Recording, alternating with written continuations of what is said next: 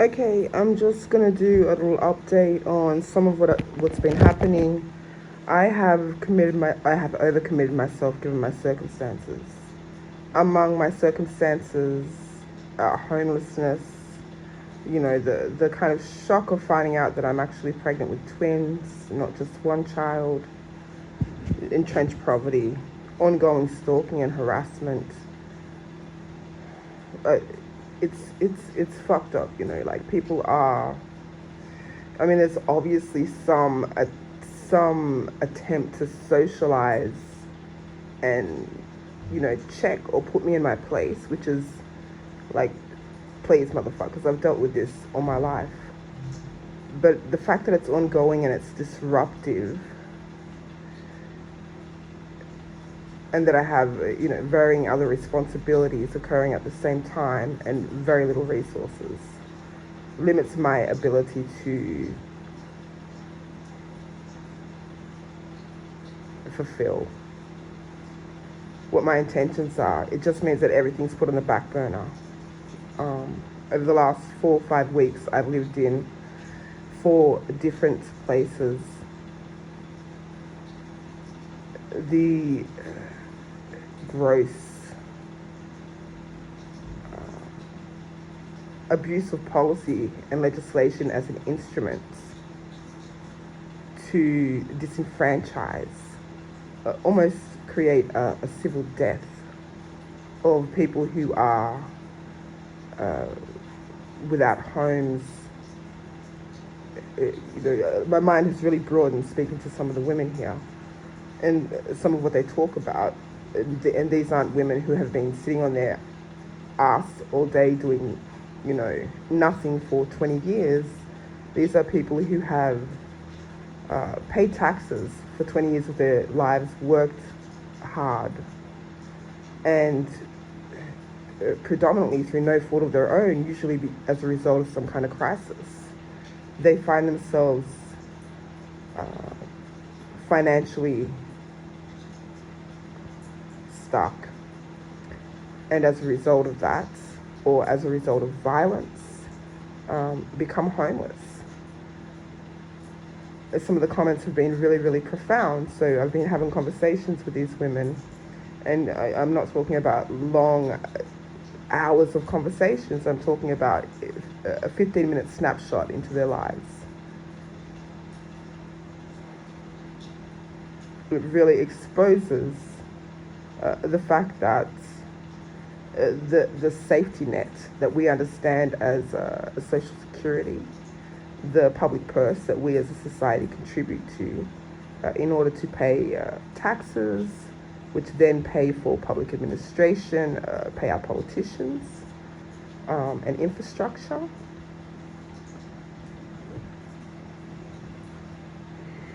Those resources are not being used to ensure that people can get back on their feet.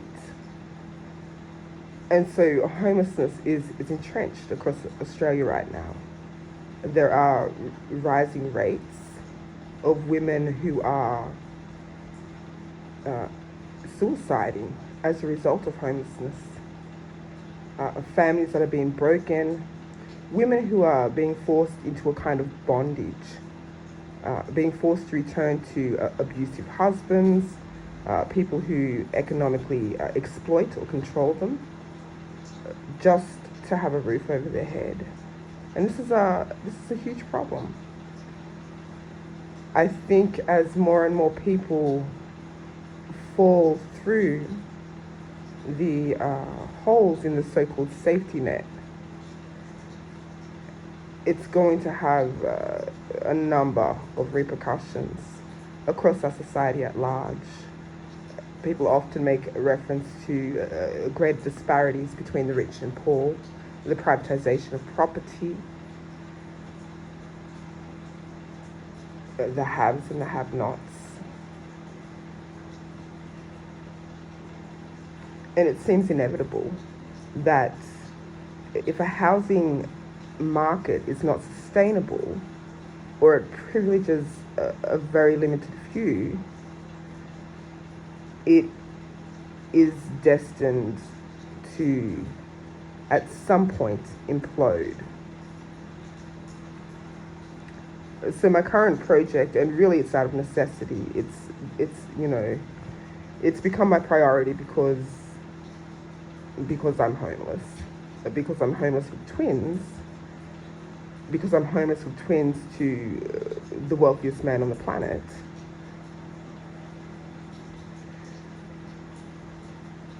I found a need to utilize whatever skills I have and the skills of those people around me to develop some kind of framework where we can create a policy feedback loop and petition both private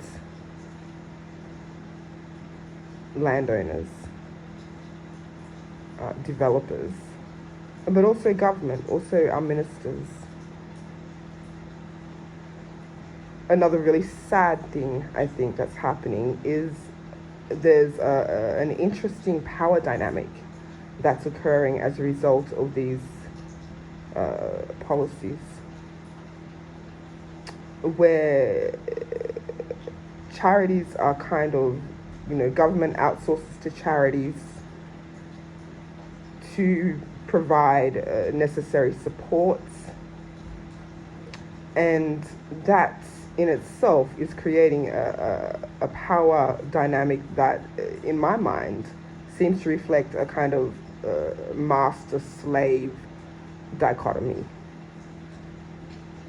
And we're seeing power plays over politics. We're seeing personality politics play out.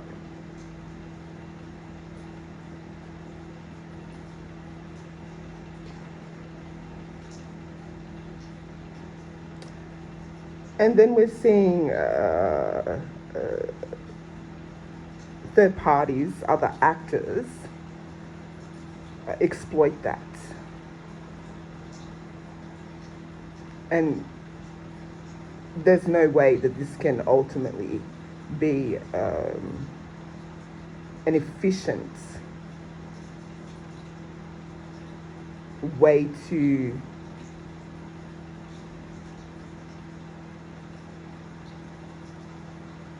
sustain a democracy. So those are just my thoughts at the moment. I've tapped out for a little bit for my own personal reasons. Basically, I'm sick of the motherfucking charade. And I'm quite clear about what I won't fucking tolerate. There's no kind of pussyfooting around it. But I still want to spend my time constructively. I still want to contribute in some way to communities that help to sustain me.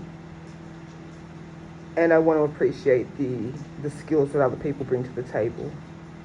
And so through through my consultancy, I've decided to write a research paper, a kind of social anthropology activity, pro bono, to establish a voice and highlight our circumstances.